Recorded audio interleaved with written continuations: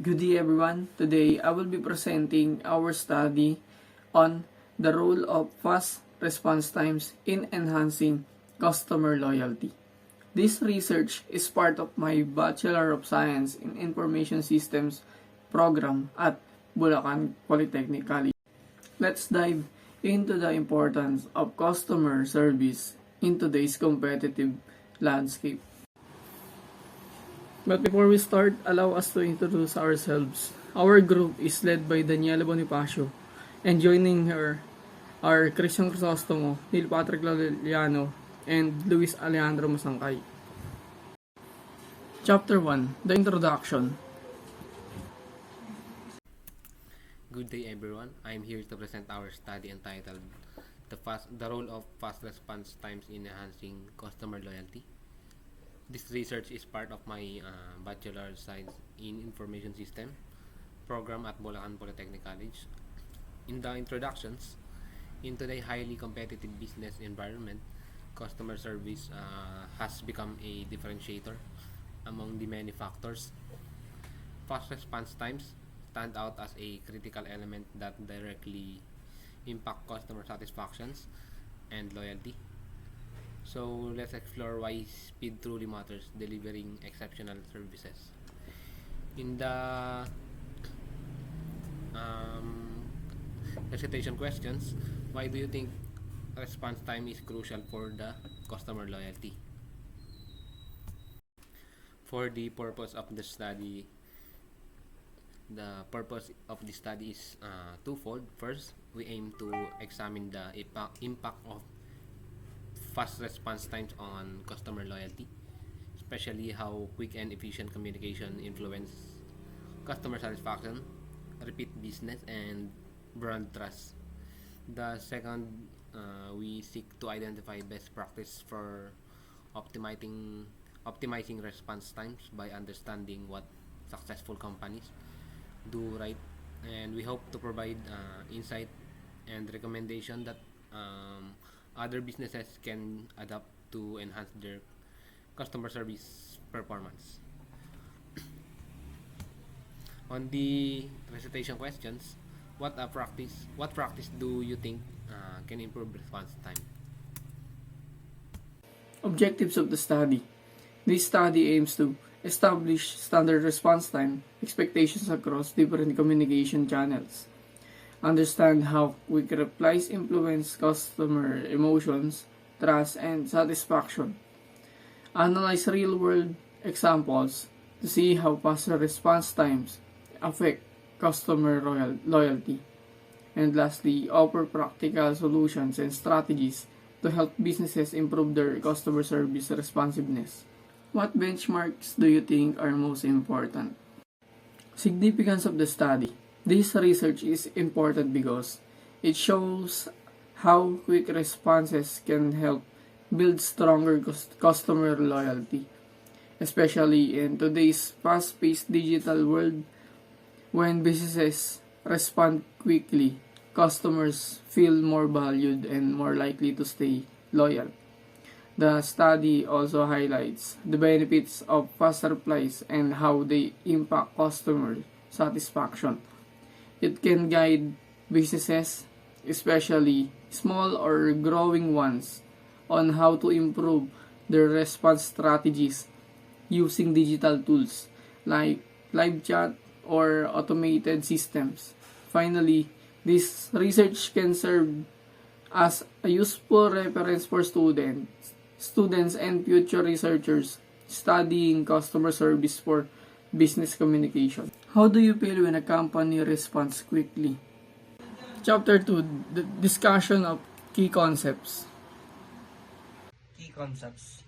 In this realm of customer service, understanding key concepts such as fast response time and customer loyalty and omni-channel support is essential, and here are some key concepts.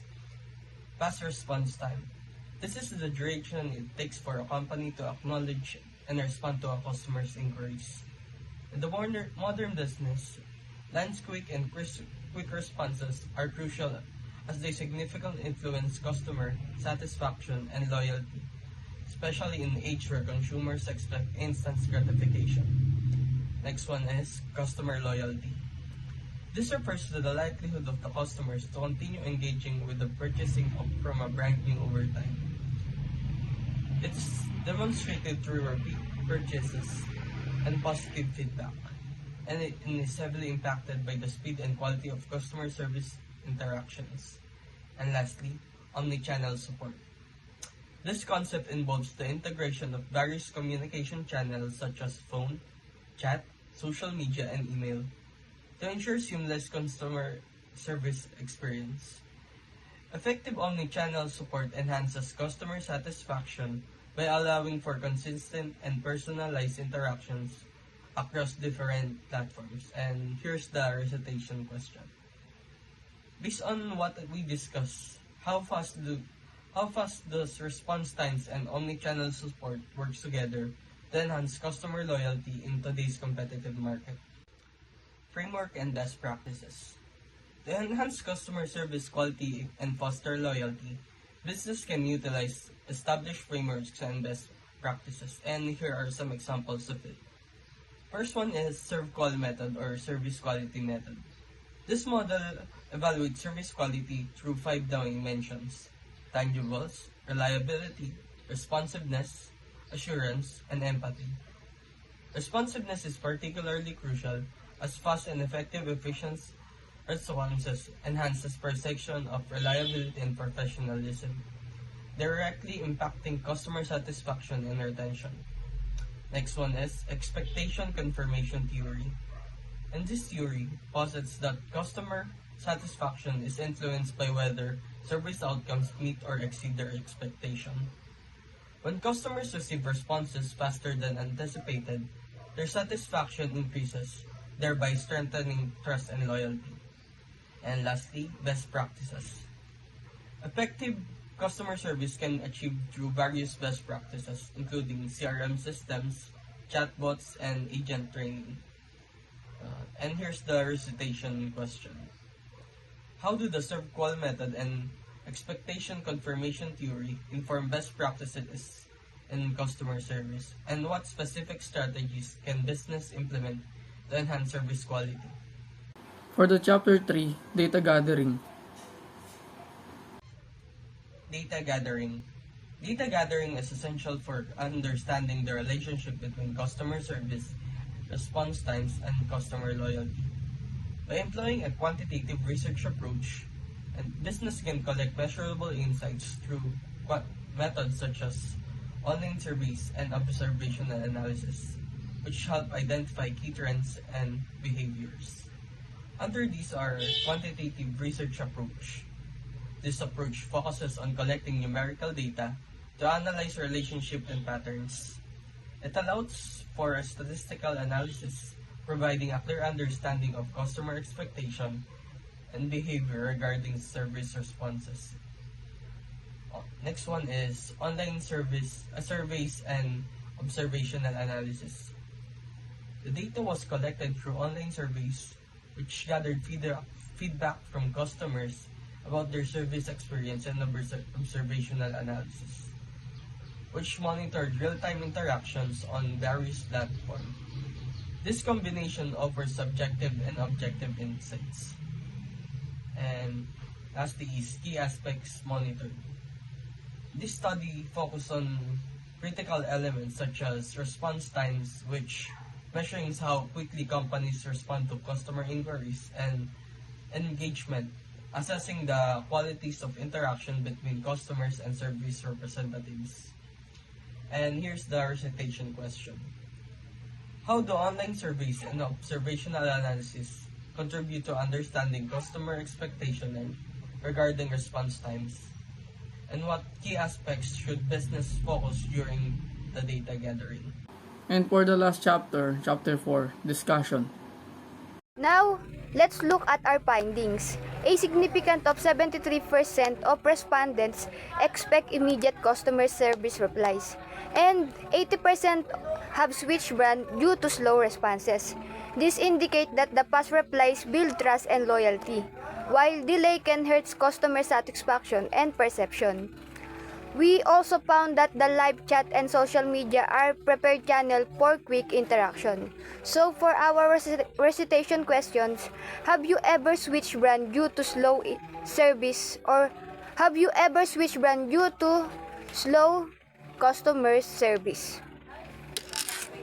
Based on our insights, we propose several recommendations for business owners and contact center managers.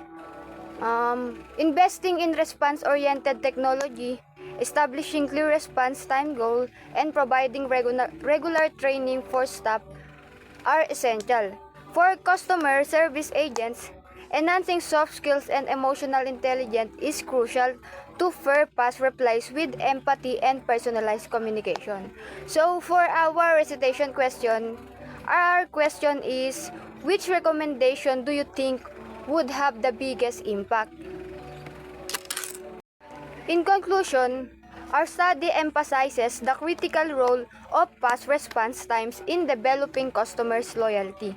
The data collected confirms that when businesses respond promptly, especially faster than expected, customers feel more valued and are more likely to remain loyal. By implementing the recommendations provided, organization can create faster, more satisfying service interactions that boost loyalty and long-term brand advocacy. For our recitation question, what is one takeaway you will remember for this presentation? So now, thank you for your attention. I would now like to open the floor for any questions you may have. What aspect of improving customer service are you most interested in discussing?